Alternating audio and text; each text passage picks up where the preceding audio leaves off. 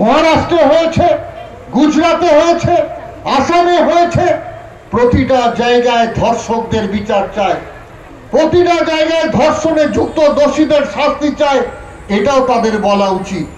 কিন্তু আমার বক্তব্য এটা, গোটা ভারতবর্ষ জুড়ে যেভাবে অত্যাচার অনাচার চলছে, যেভাবে মহিলাদের উপর অত্যাচার চলছে, অনাচার চলছে, তার বিচার চাইছে না রাষ্ট্রপতি, তার বিচারের কথা বলছে না সুপ্রিম কোর্ট।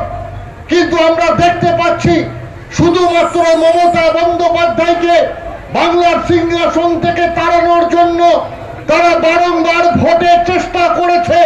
যখন দেখেছে মানুষকে যদি নির্বাচনের দায়িত্ব দেওয়া হয়, মানুষ মমতা বন্দ্যোপাধ্যায় ছাড়া আর কাউকে পছন্দ করছে না, তখন যেন তার প্রকারেণ তাকে সিংহাসনচ্যুত করার ষড়যন্ত্র করা হচ্ছে। এরা বারবার পরীক্ষা করেছে, এরা 2016 সালে দেখেছে, এরা 2019 সালে দেখেছে, এরা 2021 সালে দেখেছে, এরা 2024 সালের লোকসভা নির্বাচনে দেখেছে যে বাংলার মানুষের মনে মমতা বন্দ্যোপাধ্যায় একটা স্থান করে নিয়েছে। তাই মমতা বন্দ্যোপাধ্যায়কে এত সহজে ভোটাধিকার প্রয়োগ করিয়ে হারানো যাবে না। শুভেন্দু অধিকারী মুখ্যমন্ত্রী হতে চায়, সুকান্ত মজুমদার মুখ্যমন্ত্রী হতে চায়, দিলীপ ঘোষ মুখ্যমন্ত্রী হতে চায়, আবার উল্টো দিকে সুজন চক্রবর্তীরও খুব ইচ্ছা, আবার মীনাক্ষীরও ইচ্ছা হয়েছে মুখ্যমন্ত্রী হবে, কিন্তু একটা আসনও পায়নি। মানুষ তো ভোট দেয় না 3%-এর উপর, তাহলে কি করে মুখ্যমন্ত্রী হবে? তাই আজকে পথ ওরা ঠিক করেছে। সোশ্যাল মিডিয়ার মাধ্যমে যেভাবে বাংলাদেশে প্রধানমন্ত্রীকে সিংহাসনচ্যুত করা গেছে, সেইভাবে তারা গোটা বাংলা জুড়ে অশান্তি তৈরি করে মমতা বন্দ্যোপাধ্যায়ের পদত্যাগ চাইছে। আমরা প্রশ্ন করতে চাই, আজ পর্যন্ত ডক্টর সুশীল পাল শ্রীরামপুরের ওয়ালস হসপিটালে নিয়ে যাওয়ার নাম করে সিপিএম এর নেতা বদ্রীনাথ বাবুরা মেরে দিয়েছিলেন, তার আজ পর্যন্ত বিচার হয়নি। আজকে নির্ভয়া কাণ্ডের বিচার হয়নি, আজকে অভয়া কাণ্ডের বিচার হয়নি।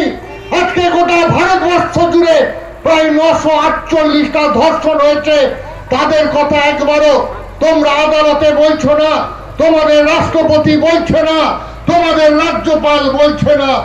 আমরা অবাক হয়ে যাই, আমাদের ভাবতে অবাক লাগে যে সুজন চক্রবর্তী, যে সেলিম বড় বড় কথা বলছেন, আপনারা বানতলা কাণ্ডের কথা ভুলে গেছেন, আপনারা ধানতলা কাণ্ডের কথা ভুলে গেছেন, আপনারা নেহার বানুর উপর অত্যাচারের কথা ভুলে গেছেন, আপনারা ভুলে গেছেন এই কদিন আগে তাপসী মালিকের উপর অত্যাচারের কথা।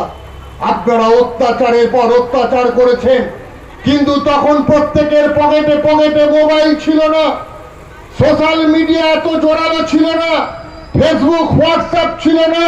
তাই তোমরা তখন তোমাদের বিরুদ্ধে আন্দোলনটাকে সংগঠিত করতে দাওনি।